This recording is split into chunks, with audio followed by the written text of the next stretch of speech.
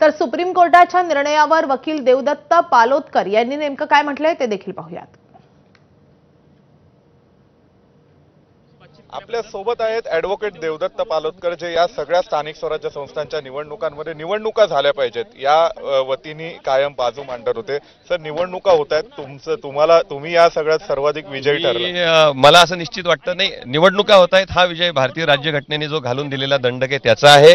ज्या म्हणजे निवडणुका होत नव्हत्या अनेक कारणांनी, तर आज लोकशाही सामाजिक आणि राजकीय प्रस्थापित होण्यासाठी या सर्व स्थानिक स्वराज्य संस्थांच्या निवडणुका ज्या आहेत त्या होणं आवश्यक आहे। आणि आजही निवडणुका नगरपालिका आणि नगरपंचायतीच्या पुढे जातील, मात्र जिल्हा परिषद, पंचायत समिती आणि महानगरपालिकांच्या निवडणुका ना ब्रेक लागतो की काय अशी सुनावणी दरम्यान शक्यता निर्माण झाली होती। मात्र ज्यावेळी आम्ही माननीय सर्वोच्च न्यायालयाचे असं निदर्शनास आणून दिलं मी की माननीय सर्वोच्च न्यायालय की छत्रपती संभाजीनगर आणि त्याचबरोबर नवी मुंबईला 11 वर्षापूर्वी निवडणुका झाल्या, 6 वर्षांपासून प्रशासक आहे, बीएमसीची अवस्था तशीच आहे। केवळ 2 महानगरपालिकांमध्ये, एवढ्या मोठ्या महानगरपालिकांमध्ये जर 50% आरक्षणाची मर्यादा जी ओलांडल्या जात असेल तर मग त्या ठिकाणी महानगरपालिकांच्या निवडणुका का थांबवाव्यात। माननीय सर्वोच्च न्यायालयाने त्वरित हा मुद्दा विचारात घेतला आणि त्वरित निर्देश दिले की सर्व महानगरपालिकांच्या निवडणुका ह्या त्वरित नोटिफाय कराव्या।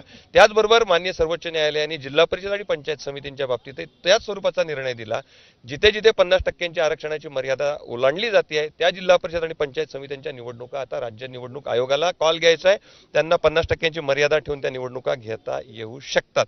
त्यामुळे आता सरळ प्रश्न असा आपण क्लिअरली असं म्हणू शकतो की सगळ्या निवडणुकांचा मार्ग मोकळा झाला। नगरपालिका नगरपंचायतीचा चालू असलेला प्रोग्राम सुद्धा त्यांचं फेट 57चं जे आहे तर ते आता 21 जानेवारीला ठरेल, बाकीचा प्रोग्राम मात्र मोकळा झाला आहे। सर, एक प्रश्न असा आहे की 57 नगर परिषदांच्या निवडणुका सब्जेक्ट टू आउटकम 21 जानेवारीच्या सुनावणीला आहेत, पण दुसऱ्या बाजूला ज्या महानगरपालिका, जिल्हा परिषदा, पंचायत समिती 50%च्या आत होणार आहेत, पण त्यात ओबीसींना राजकीय आरक्षण दिलं जाणार आहे। ओबीसी आरक्षणाचा बांटिया आयोग हा सुद्धा 3 न्यायमूर्तींकडून तपासला जाईल, तर उद्या भविष्यात तो आयोग जर अवैध ठरला त्यांचा अहवाल, तर या सर्वच निवडणुका पुन्हा अवैध ठरतील का?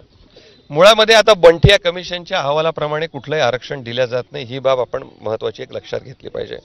जर आता सध्या नगरपालिका आणि नगरपंचायतीमध्ये सरसकट 27% आरक्षण दिल्या गेलेलं आहे, त्याच्या आधारे निवडणुका होत आहेत।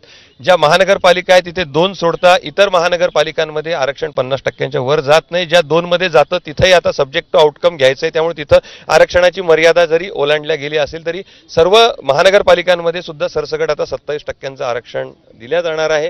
राहिला प्रश्न जिल्हा परिषद आणि पंचायत समितीच्या, तिथे मात्र जेवढ्या जिल्हा परिषद आणि पंचायत समिती, तोही आकडा फार मोठा नाहीये, पण जिथं जिथं तिथं उल्लंघन होत आहे त्याचं, त्या ठिकाणी मात्र आता ओबीसींचं थोडंसं राजकीय आरक्षण कमी होऊ शकतं। आणि महत्त्वाचा मुद्दा बंटिया कमिशनचा जो आहे तर तो अहवाल 3 सदस्यीय खंडपीठ आता आपल्या 21 जानेवारीला तपासेल। त्यानंतर बंटिया कमिशनच्या अहवालाप्रमाणे ह्या निवडणुका होत नसल्यामुळे तो अहवाल वैध किंवा अवैध जरी ठरला तरी लगोलग या निवडणुका अवैध ठरतील असं मला वाटत नाही। तर या अतिशय महत्त्वाच्या बातमीकडे आपले लक्ष असणारच आहे।